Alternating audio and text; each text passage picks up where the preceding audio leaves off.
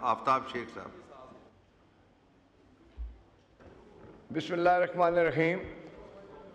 جناب اسپیکر، مشکور ہوں کہ آپ نے وقت دیا، چونکہ یہ بجٹ اجلاس ہے، بجٹ حکومت کی طرف سے پیش کیا گیا ہے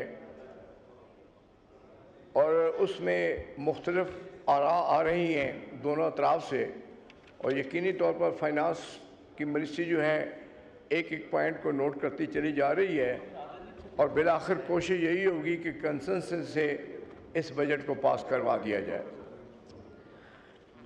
جناب اسپیکر، میں بجٹ میں جانے سے پہلے چند ایک بات اس ہاؤس کے متعلق کرنا چاہتا ہوں۔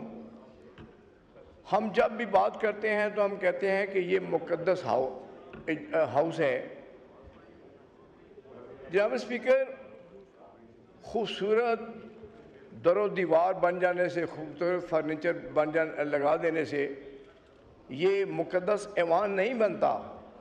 یہ مقدس ایوان اس دن بنے گا کہ جس دن ہم سب ایک بہتر اخلاق کا مظاہرہ کریں گے، ایک بہتر پارلیمنٹرین کا مظاہرہ کریں گے، ایک بہتر گفتگو کریں گے، اس دن یہ مقدس ایوان بنے گا۔ چونکہ میں بھی ان چند لوگوں میں سے ہوں جن کو کافی عرصہ اس ہاؤس کے اندر گزرتے ہوئے ہیں، تو کہنے کا مقصد یہ ہے کہ یہ معاملات جو آج میں یہاں پر دیکھ رہا ہوں، یہ گالی گلوچم کا جو ایک مزاج بنتا جا رہا ہے، ایگریسو مزاج بنتا جا رہا ہے، یہ میں نے گزشتہ کئی سالوں سے نہیں دیکھا۔ تھوڑی بہت ہوتی تھی آپس میں اس قسم کی بات، لیکن وہ افہام و تفہیم سے وہ معاملات طے کر دیے جاتے تھے۔ میں گزارش کروں گا کہ یہ جو گالم گلوچ کا یہاں پر جو ایک رواج چل پڑا ہے، خدا را اس کو کنٹرول کیجئے اور ایک بہتر انداز میں ہمیں اپنے معاملات کو چلانا چاہیے۔ 24 کروڑ عوام جو پیچھے باہر کھڑی ہے، وہ دیکھتی ہے کہ یہاں سے ٹھنڈی ہوا کے جھونکے آئیں گے ہمارے لیے، اور ہم ٹھنڈی ہوا کے جھونکوں کی بجائے یہاں سے آگ کے شعلے بار بھجوا رہے ہیں۔ جناب اسپیکر، جو قوم پہلے ہی بیماری کی، بے روزگاری کی چکی میں پس رہی ہے، اس کو ہم مزید کیوں پریشان کرنا چاہتے ہیں؟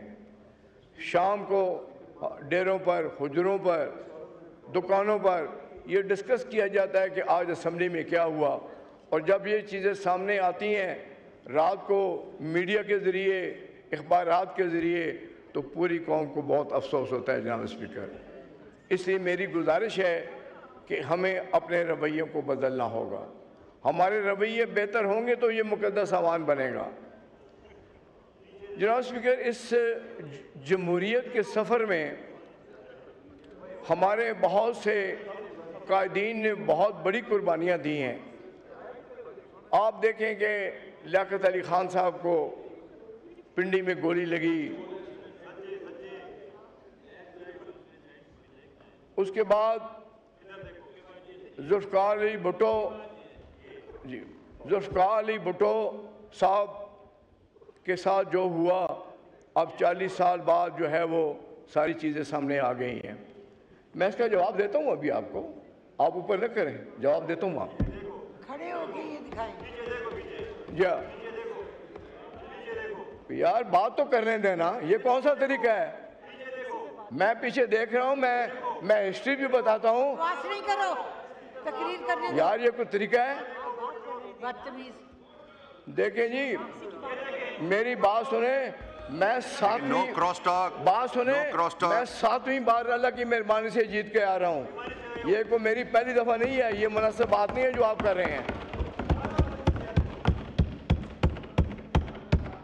کیا 7 بار ہمارا فارم 47 چلتا رہا ہے؟ ایسے باتیں نہ کریں۔ میں گزارشات جو کر رہا ہوں وہ ایک بڑے اخلاق کے دائرے کے اندر رہ کے آپ سے بات کر رہا ہوں، جو ہمارا کردار ہونا چاہیے۔ یہ جو جن کی فوٹو آپ مجھے دکھا رہے ہیں، یہ 7 بار مجھ سے ہار چکے ہیں پہلے الیکشن۔ کہنے کا مقصد یہ ہے جناب اسپیکر کہ اس کے بعد آپ دیکھیں کہ بھٹو صاحب کے ساتھ کیا ہوا۔ 40 سال بعد یہ سامنے ایک آ رہا ہے کہ جی وہ بے گناہ تھے۔ اب جو اس خاندان پہ گزری یا جو ان کے ساتھ ہوا وہ وقت کون انہیں واپس کر سکتا ہے؟ پھر اس کے بعد آپ دیکھیں کہ نواز شریف صاحب کو اٹک قلعے میں بند کیا گیا اور فاروق بھائی بھی اس قلعے میں ان کے ساتھ یہ بیٹھے ہوئے ہیں۔ جناب اسپیکر، جو قلعہ 700 سال پہلے اکبر بادشاہ نے بنایا تھا دریا سندھ کے کنارے کے اوپر، آپ دیکھیں اس کو کہ اس کی حالت کیا ہے۔ اب آپ خود سوچ سکتے ہیں کہ 700 سال پہلے جو بلڈنگ بنی تھی، چھوٹا سا کمرہ، اس کے آگے بھی لوہے کی دیوار لگا دی گئی تھی تاکہ اندر ہوا نہ جا سکے۔ پھر جس وقت شہباز شریف صاحب بھی ادھر ہی تھے، فاروق ستار بھائی بھی ادھر ہی تھے، ان کے ساتھ جو کچھ اٹک قلعے میں کیا گیا، جب ان کو کراچی میاں صاحب کو لے جانے لگے تو کامرہ، چونکہ یہ میری کانسٹیچوئنسی کا حصہ تھا، میں روزانہ تقریباً وہاں جاتا تھا، اس لیے یہ باتیں ساری مجھے یاد ہیں۔ اس کے بعد جناب اسپیکر، جس دن انہیں کراچی لے جانا تھا تو ایک چھوٹے سے جہاز میں بٹھا کر ان کے دونوں ہاتھوں پہ ہتھکڑیاں لگا کر اگلی سیٹ کے ساتھ باندھ دیا گیا تاکہ وہ آرام سے جہاز میں نہ بیٹھ سکیں۔ لہذا بڑے کون سے ظلم ہیں جو کہ جمہوریت کے لیے ہمارے قائدین نے برداشت نہیں کیے، سب کا حصہ ہے اس میں۔ لیکن میں کہتا ہوں کہ وہ جو ہوا اب ہمیں اسے دہرانا نہیں ہوگا، اب ہمیں اس کو دہرانا نہیں ہے، اب ہم نے اس کو بڑے افہام و تفہیم سے ہم لے کر آگے چلنا چاہتے ہیں۔ ہم چاہتے ہیں کہ اب یہ پارلیمنٹ وہ کردار ادا کرے جس کے لیے وہ منتخب ہو کر آئے ہیں۔ مجھے یاد ہے 2013 میں جب گورنمنٹ بنی ہماری تو اس وقت کراچی میں میٹنگ کی گئی کہ گورنر ہاؤس میں کیبنٹ میٹنگ ہوئی جس میں گورنر صاحب، چیف منسٹر اور آئی جی وغیرہ سارے موجود تھے، اور اس وقت جنرل رضوان ڈی جے تھے اس کے رینجرز کے۔ تو وہاں میاں صاحب نے کہا کہ بتائیں یہ وہ شہر ہے جو کہ امن کا گہوارہ تھا، جہاں غریب آدمی اپنے آپ کو سکھ محسوس کرتا تھا، وہ محفوظ کرتا اپنے سمجھتا تھا۔ آج اس کراچی کو کیا ہوا ہے؟ وہ تقریباً کو 7.5 گھنٹے کی میٹنگ کے بعد کوئی فیصلے کیے گئے اور پھر اللہ نے مہربانی کی، کراچی امن کا گہوارہ بن گیا۔ اس کے بعد آپ دیکھیں کہ سوات کا ایریا نو گو ایریا بنا ہوا تھا، وہاں پر عام آدمی کا جانا مشکل ہوا تھا۔ یہ جو بات کرتے ہیں پختونخوا، یہ پختونخوا کی بات نہیں ہے، پختونخوا ہمارے بڑے گہرے بھائی ہیں، اور ویسے بھی ہمارا تو جو بارڈر ہے اکراس دی ریور پختونخوا اور ادھر ہم بیٹھے ہوئے ہیں، ہمارا آنا جانا، ہمارے غمیاں شادیاں سانجھی ہوتی ہیں۔ تو کہنے کا مقصد یہ ہے کہ اب ہمیں اپنے معاملات کو بہتر انداز میں چلانا چاہیے، یہ باتیں چھوڑ دینی چاہیے۔ اب دیکھیں یہ ایک فوٹو مجھے دکھا رہے ہیں، اور میرے بھائی جا کے سارے رزلٹ پچھلے دکھاؤ مجھے، یہ 7 الیکشن تو میں انہی لوگوں سے جیتا آئے ہوں جن کے فوٹو آج آپ یہاں پر دکھا رہے ہیں۔ ان سے پوچھیں کہ 2018 کے علاوہ یہ قومی اسمبلی میں ایک دفعہ بھی ممبر بنے؟ میں تو 1990 سے چلا آ رہا ہوں، لہذا میں ان جھگڑوں میں نہیں پڑھنا چاہتا۔